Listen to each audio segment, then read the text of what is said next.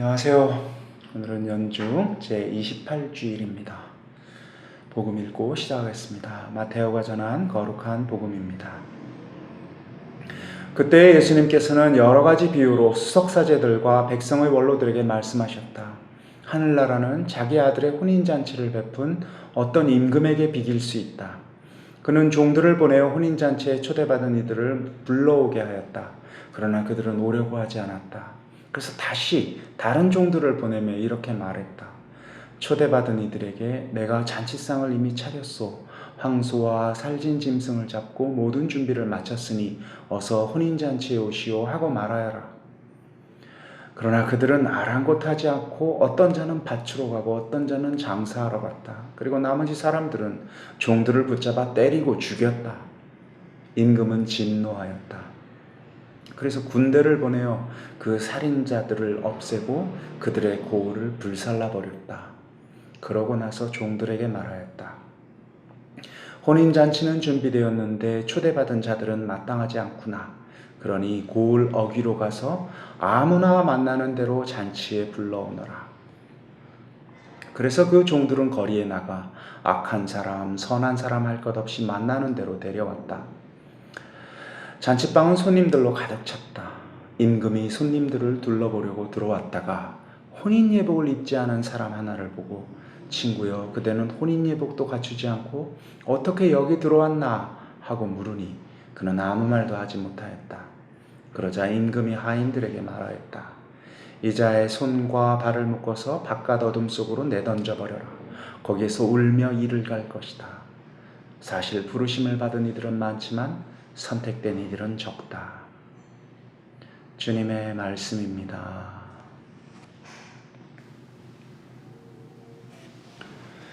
네, 오늘 복음 말씀 유명한 말씀이죠. 하여튼 우리는 지금 고을 어귀에 있다가 어쩌다 보니 이렇게 당신의 잔치에 초대받은 사람들입니다. 정말 땡큐입니다. 그런데 오늘 복음 말씀 그 뒷부분 좀 이상하죠. 아니 그렇게 그냥 길 가다가 불러가지고 오라고 했으면서 아니 뭐 혼인예복을 뭐 언제 그렇게 갖추어 입고 갖출 틈도 없고 또 길 가다가 만난 사람 중에 지금 착한 사람 또 악한 사람 모두 할 것 없이 불러왔다라고 하시면서 여긴 부자도 있고 가난한 자도 있을 텐데 뭐 혼인예복을 어떻게 갖추겠어요. 근데 여기 이 말씀 안에는 우리가 이 말씀을 제대로 이해하기 위해서는 이 역사적 배경을 조금 알아야 합니다. 그 시대 관습을 좀 알아야 합니다. 이때 이 혼인예복이라고 하는 것은 집에서 입고 오면 좋아요. 집에 겉옷들이 있으면 이 겉옷을 의미하거든요. 그런데 이 겉옷은 만약에 없으면 그 잔치를 준비한 주인이 이렇게 좀 준비를 해놔요. 여벌로 이렇게 겉에 두르는 거거든요. 그래서 이렇게 겉에 두르는 것을 입구에서 나눠주면 하나씩 이렇게 두르고 가서 잔치에 참여한 자들로서 함께 하는 거예요. 근데 어떤 한 사람이 말이에요. 겉옷을 그냥 팽개치고 있었던 모양이에요. 그도 그럴 게 그는 지금 이 혼인이 누구 혼인인지도 모르고 지금 온 사람이거든요. 그러니 그에게는 만 가지 이유가 있을 거예요. 나 이 혼인잔치에 원래 참여하려고 했던 사람 아니에요 라고 얘기할 수 있는 만 가지 이유가 있을 겁니다. 근데 뭐 먹을 것도 있고 하니까 그냥 좀 머무르는 거죠. 먹기도 하고. 그런데 한 발은 빼놓은 상태. 그 옷은 벗어놓고 있는 거예요.